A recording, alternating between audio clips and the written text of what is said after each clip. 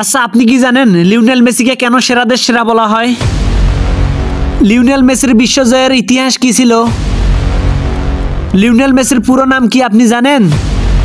না জেনে থাকলে এই ভিডিওটি সম্পূর্ণ দেখুন, আপনিও জেনে যাবেন। লিওনেল মেসি এমন এক ফুটবলার যার পায়ে জাদু দেখতে অবাক হয়ে তাকিয়ে থাকে পুরো বিশ্ব। আর তিনি এমন এক ফুটবলার, প্রথম মিনিট বাদ দিয়ে সব মিনিটেই তিনি গোল করেছেন। 2022 বিশ্বকাপ জয়ের আগে লিওনেল মেসিকে অনেকেই বিশ্বসেরা মানতে নারাজ ছিল, কারণ ওই যে একটাই, তা ছিল না বিশ্বকাপ। তখন তারা মনে করতো রোনালদো হচ্ছে বর্তমান বিশ্বের সবচেয়ে ভালো খেলোয়াড়। কিন্তু 2022 সালে যখন মেসি প্রথমবারের মতো বিশ্বকাপ জিতে, তখন সবাই মানতে বাধ্য হয়ে যায় যে লিওনেল মেসি হচ্ছে সেরাদের সেরা, তার উপর কোনো প্লেয়ার থাকতে পারে না। তিনি যে সেরাদের সেরা তা অনেকবার বহুবার প্রমাণ করে দিয়েছেন, কিন্তু আমরা বুঝতে পারিনি। কিন্তু 2022 সালে বিশ্বকাপ জয়ের পর তিনি চোখে আঙ্গুল দিয়ে বুঝিয়ে দিয়েছেন যে অন্য কেউ না, আমি হলাম সেরাদের সেরা, রাজাদের রাজা, মহারাজা, যার পাওয়ার মতো আর অপূর্ণ কিছুই নাই, সব পেয়ে গেছি।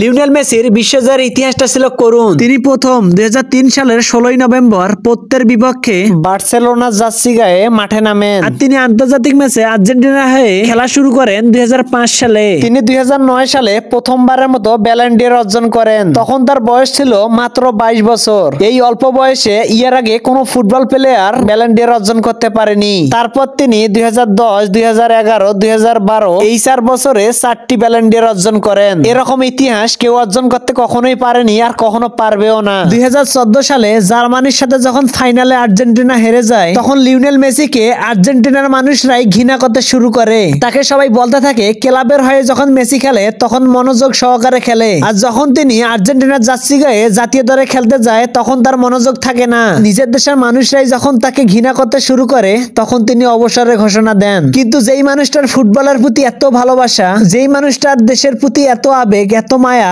সেই মানুষটা ফুটবল ছেড়ে কিভাবে থাকতে পারে? কিছুদিন পর আবার তিনি ব্যাক হন আর্জেন্টিনার মাটিতে। তারপর তিনি ভুলগুলো শুধরাতে থাকেন, কোথায় কিসের কমতি আছে সেগুলো পূরণ করতে থাকেন। তারপর এভাবেই চলে আসে 2018 সালের বিশ্বকাপ। সেখানে মেসির দল ফাইনালে ওঠার আগেই ছিটকে পড়ে যায়। সেবার তিনি আর ভুল করেননি। এবার তিনি বুঝে গেছেন যখন পা হেঁটে কোনো কিছু সম্ভব করা যায় না, তখন দৌড়িয়ে ছিনিয়ে নিতে হয়। তিনি সেটাই করিয়ে দেখিয়েছেন 2021 সালে। কোপা আমেরিকা ব্রাজিলের কাছ থেকেই ছিনিয়ে নিয়েছেন ব্রাজিলের মাটিতেই। তারপরের ইতিহাসটা তো সবারই জানা। আর এই সেরাদের সেরা মানুষটার পুরো নাম হচ্ছে লিওনেল আন্দ্রেস মেসি, যেই নামটি তার দাদি রেখেছেন।